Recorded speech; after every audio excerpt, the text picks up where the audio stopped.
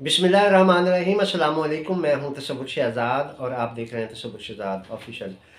नाज़रीन, आज का जो हमारा मौजू है वो है इलेक्शन के नताइज के बाद उनके रिलीज़ करने में इलेक्शन कमीशन की जानिब से ताख़ीर और पीटीआई की क्या पोजीशन है, पीटीआई कहां पहुंची है और पीटीआई की इत्तेहादी जमात एमडब्ल्यूएम ने क्या कारहाय नुमाया सर अंजाम दिया है, इस पर गुफ्तगू होगी। अगर आपने हमारा चैनल सब्सक्राइब नहीं किया तो सब्सक्राइब कर लीजिए, बेल आइकन का बटन दबा दीजिए और कमेंट सेक्शन में अपनी राय से हमें ज़रूर नवाजिएगा। नाज़रीन, सबसे पहले बात करेंगे इलेक्शन कमीशन के नताइज की। इलेक्शन कमीशन की जानिब से आज का पूरा दिन गुजर गया, लेकिन काफ़ी सारे हलके ऐसे हैं जिनके नताइज अभी तक नहीं जारी हो सके। इस हवाले से वोटर्स में बड़ी एक तशवीश पाई जा रही है और लोग परेशान हैं कि आखिर क्या वजह है कि इलेक्शन कमीशन रिज़ल्ट जारी करने में ताख़ीर क्यों कर रहा है। जमात इस्लामी के अमीर सिराजुल हक ने आज लाहौर में प्रेस कॉन्फ्रेंस की है और उन्होंने इस ताख़ीर पर भी गहरी तशवीश का इज़हार किया और कहा है कि ये आवाम के लिए बड़ा अजीब एक सवालिया निशान है।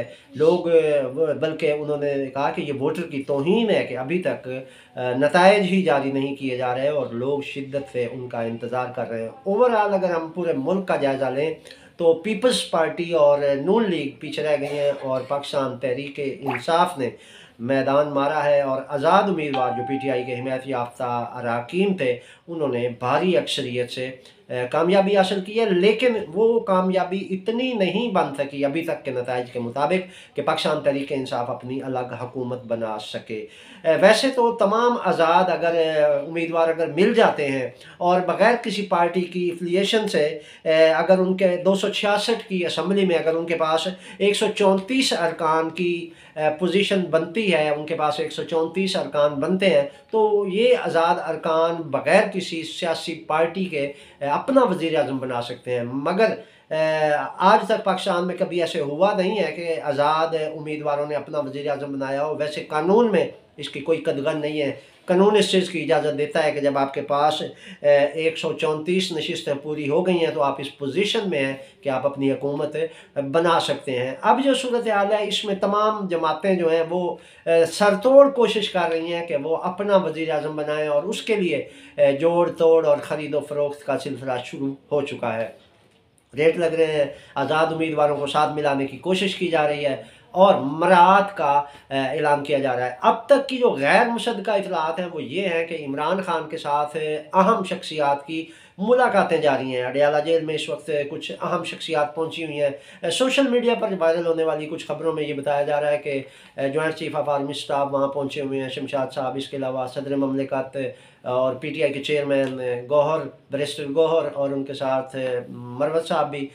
इसके अलावा ये गैर मुसद्दक़ा इतला ये भी है कि आसिफ अली जरदारी भी गए हैं, लेकिन अभी तक इन तमाम शख्सियात की वहाँ पहुँचने की तस्दीक नहीं हो सकी। अलबत्ता सोशल मीडिया पर एक वीडियो भी वायरल हो रही है जिसमें आप ये देख सकते हैं कि कुछ कारें हैं, कुछ अहम वीआईपीज़ हैं जो जेल में दाखिल हो रहे हैं। लेकिन ये हतमन नहीं कहा जा सकता कि जेल में इमरान खान से मुलाकात करने गए हैं या कोई और लोग हैं जो अडयाला जेल में जा रहे हैं। तो इस हवाले से अभी तक सिनेरियो क्लियर नहीं हुआ।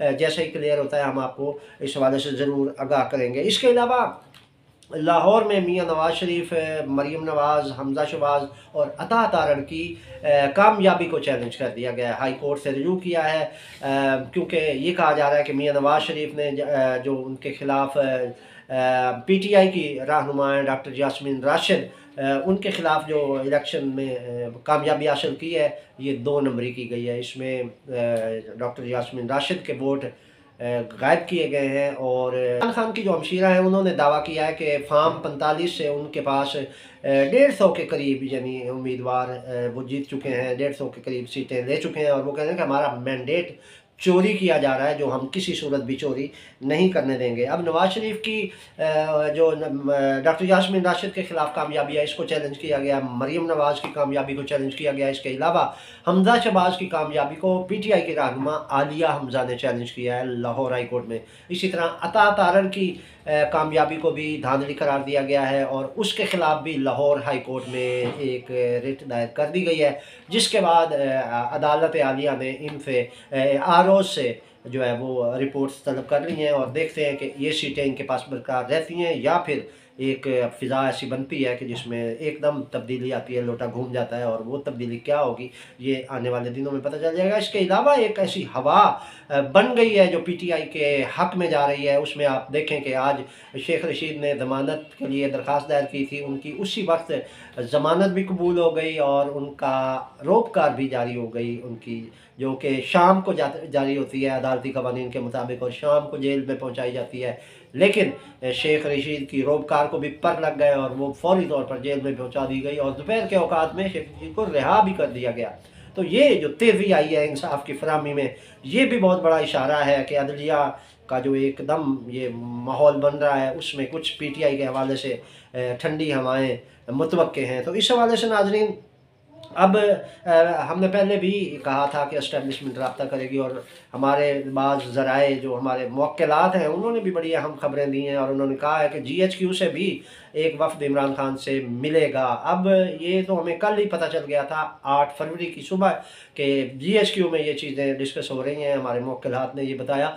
लेकिन आज जो general joint chief of army staff की इमरान खान से मुलाकात की गैर मुसद्दक़ा खबरें चल रही हैं, हो सकता है ये उसी सिलसिले की कड़ी हो। अभी तक तो इसकी तस्दीक नहीं हुई, तस्दीक होगी तो फिर हम आपको ये बताएंगे कि वाकई ये हमारे मुवक्किलात की खबर दुरुस्त थी कि एस्टेब्लिशमेंट अब इस पोजीशन में आ गई है कि वो इमरान खान से रब्ता करके तो कोई एक नया रास्ता, कोई नया सलूशन ढूंढे। लेकिन हमारे एक और मुवक्किल ने भी इस हवाले से ये बताया है कि ये जो इमरान खान के साथ एस्टेब्लिशमेंट की जानिब से डील होगी, ये उन्हें ट्रैप करने की कोशिश होगी, इसमें हकीकत नहीं होगी, और ये उन्हें ट्रैप करने, उन्हें झांसा देने का एक हरबा होगा। और इसमें इमरान खान को हम यही मशवरा देंगे कि ज़रा देख के तेल देखो, तेल की धार देखो, और हालात को मद्देनज़र रखते हुए इस पर फैसला किया जाए। इसके अलावा नाज़रीन, मजलिस वहदत मुस्लिमीन ने कमाल किया कि उन्होंने पारा चनार कुरम एजेंसी में एक नशिस्त जीती है कौमी असम्बली की NA 37 से, और उसके अलावा PP 18 रावलपिंडी से भी उन्होंने राजा असद अब्बास वहाँ से जीते हैं पंजाब असम्बली के रुकन, और जो NA 137 से सीट जीती है। दिलचस्प बात यह है नाज़रीन, इस हवाले से आपको बताते चलें कि मजलिस वहदत मुस्लिमीन ने जो कुरम एजेंसी से सीट जीती है वो सुन्नी इलाके से जीती है, और मजलिस वहदत मुस्लिमीन शिया सेक्ट को क्योंकि प्रेजेंट करती है, उनकी नुमाइंदा जमात है। तो इस हवाले से अल्लामा राजा नासिर अब्बास और इमरान खान की मुश्तरका प्लानिंग से ये हुआ है कि शिया सुन्नी मुत्तहिद हुए हैं, और आज वहाँ जो जुलूस निकला है इस कामयाबी के बाद, वो नारे बड़े दिलचस्प थे, और उन नारों में यही नारे लगाए जा रहे थे कि शिया सुन्नी भाई भाई, आई आई PTI।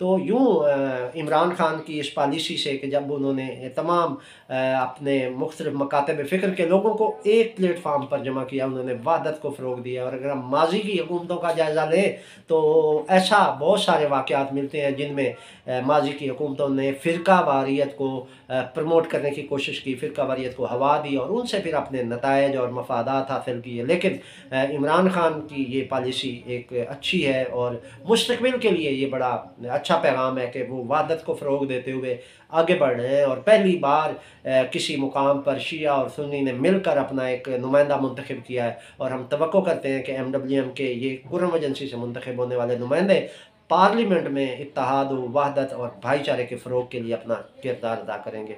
ये थी नाज़रीन अब तक की अपडेट। तसव्वुर शिदात को इजाज़त दीजिए। अल्लाह निगहबान।